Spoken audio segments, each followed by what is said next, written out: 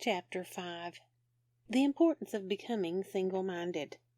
In your search for the answers to life's problems, having a desire to effect an emotional, mental, physical, social, or spiritual healing, and to experience a higher degree of joy, success, and happiness, you may have tried achieving your desired goals by incorporating various methods of self-improvement in your life. Positive affirmations is one method lauded by many who've experienced significant results. Positive self-talk. Shad Helmstetter wrote 2 books that contain superlative guidance on this subject. Is another approach incorporated by numerous individuals with much success.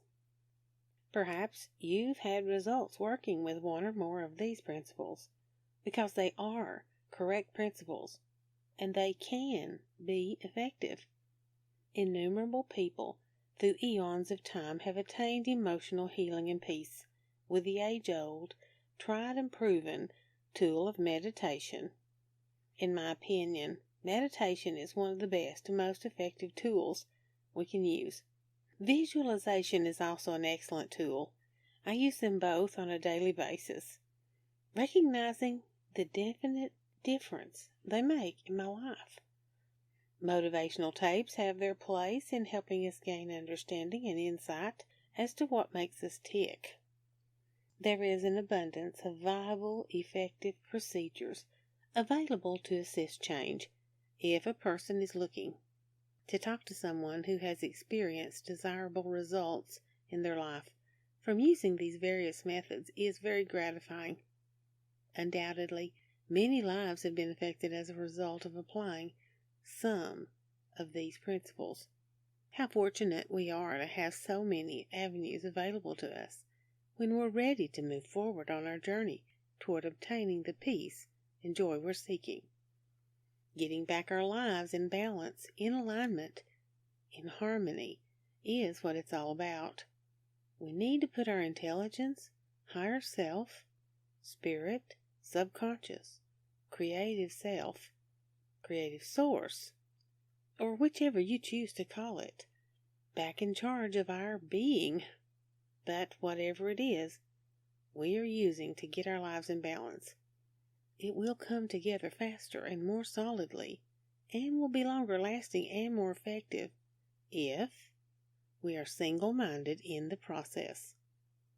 Until that time, for many of us, confusion will reign supreme, and the peace and joy that we seek in life will be evasive. Until we achieve balance, we will have our up days, really good days, but we will also have too many down days, not so good days. An indication of how we're doing will be obvious by the state of our health, our finances, our relationships, or in other words, by our success in each area of our life. Do you ever ask yourself the question, why isn't my life going the way I want it to? Are you experiencing desired results? If the answer is no, well, it could be due to your very earliest programming. What were the erroneous beliefs that you were programmed? And what were the incorrect perceptions that you established? What cell memories are stifling your process and progress? You probably don't know at this point. You just realize you could certainly benefit from doing something different. If you desire better results on a day-to-day basis, it's necessary to realize that you create your own reality. Some of you may have heard this before. Others may not. So, you might ask, what do you mean by I create my own reality? You create your own reality with your thoughts and your feelings. After reading Chapter 3, you can undoubtedly understand how your very earliest feelings determine your beliefs. And in turn, your beliefs determine your thoughts. Your thoughts are seeds, and you plant them in very fertile soil, your feelings. That has been prepared from conception and infancy. And when you plant your seeds, thoughts, you nourish, water them by continually holding on to the thought, with deep intensity. When a thought, seed, and a feeling, soil, are harbored, germination takes place, and an energy is naturally released into the forces of creation. An emotion is created, and the synergy of what has been created grows a crop, creates your reality. It is the cause of your effect. And whether that crop is good or bad, desirable or undesirable, this is all done on a subconscious level. In other words, when a strong feeling connects with a thought, or vice versa, an emotion is created. The point where thought and feeling meet is also the place where vibration is released. And vibration is life. Thus, your reality is a creation of your thoughts and your feelings. Many books have been written on this subject, so I won't go into more detail here. It could be the basis of a complete book in and of itself. But suffice it to say, our very own feelings and thoughts are what create the circumstances that bring our life to us. What usually precedes or follows a thought? A feeling. And the feeling is what rules our mind, heart. Another way of saying it is we always get the prayer of our heart. And what does that mean? We do feel with or in our hearts, don't we? Interestingly enough, Dr. Christian Barnard is reported to have made the statement that a person would not be able to live for a very long period of time on an artificial heart, as it does not have brain cells. In order for a person's heart to function on a continual basis, it must have brain cells. And why is that?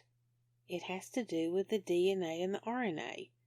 In order for the harmonious flow of life to continue in a human being, the part of the cell that contains the blueprint or intelligence, DNA, and the part of the cell that carries out the instructions, RNA, has to have directions. An artificial heart is void of this intelligence. In my opinion, the mind is too intricately connected with the heart for the body to be without this organ for an extended period of time and be able to function as a normal human being. Points of interest are the references the Bible makes to the mind-heart connection, indicating clearly that the DNA is involved in this process. Following are just some of the biblical references regarding heart and mind. Genesis 6:5, and God saw that the wickedness of man was great in the earth, and that every imagination of the thoughts of his heart was only evil continually. Proverbs 23:7, for as he thinketh in his heart, so is he. Matthew 9:4, and Jesus, knowing their thoughts, said, wherefore think ye evil in your hearts? Acts 8:22, repent therefore of this thy wickedness, and pray God if perhaps the thought of thine heart may be forgiven thee. The Scriptures give us clear indication and appreciation that the heart and the mind are inseparable, and whatever goes on in our heart or mind definitely affects our actions and therefore our whole being. But how does this work, you may ask? It has to do with our brain, which has two sides. The left brain is the thinking and the conscious side. The right brain is the feeling and the subconscious side. If we feel in our heart that we're not worthy of something, we think in our brain that we want in our life, we will generally not receive it. We may think in our brain that we are not worthy, but knowingly feel in our heart that we are, and if this is the case, what we are feeling will win, rather than what we are thinking. When the two sides of the brain are not in agreement, there's inner conflict or war, and there will be conflict until agreement is reached, until both sides of the brain come together. In order for us to experience in life what we think we want, the thinking and the feeling have to be in unison. If the feeling is not the same as the thinking, then we need to change the feeling so that it becomes the same as the thinking. After we align the thinking and the feeling so they are the same, we become single-minded. When we're single-minded about what we desire in life, life works for us instead of against us. Because the feeling or the heart always wins. What we feel is literally the prayer of our heart. And we always receive the prayer of our heart. Do you recognize the importance now of being single-minded? A double-minded man is unstable in all his ways. James 1:8. If we want to locate what we think and feel in regards to a particular belief, we can perform a muscle response test, kinesiology. As an example, we could ask a person who would like to earn large sums of money if he thinks he wants an income of $100,000 a year, and the test arm will hold strong. Now let's ask that same person if he feels he wants an income of $100,000 a year. Unless his thinking and his feeling are in unison, he will go weak on the muscle response test. When asked this question, perhaps it goes weak because the person does not feel he deserves that large of an income, or he feels he can't be a good person if he has that much money a year, or he may feel he does not have the capability of making that much. Or whatever the point is, the thinking and the feeling are not together. The feelings, which are in the mind-heart, always win, and the prayer of the heart is always answered. Did you ever wonder why positive affirmations work for some people and not for others? For those who do not experience results, it's because the thinking and the feeling are not together. And for those who do experience results, it's usually because their thinking and feeling are together. When the thinking and feeling are not together, it will usually take a long time. But if a person continues saying affirmations long enough, it is possible for the thinking and feeling to come together and affect a change. It's called, once again, becoming single-minded. Another way to describe this phenomena is that we become integrated, bringing together the thinking conscious left brain with the feeling subconscious right brain, so that the two sides of the brain are no longer separate, but have become a whole, compatible unit. When we establish this unity, real power is created.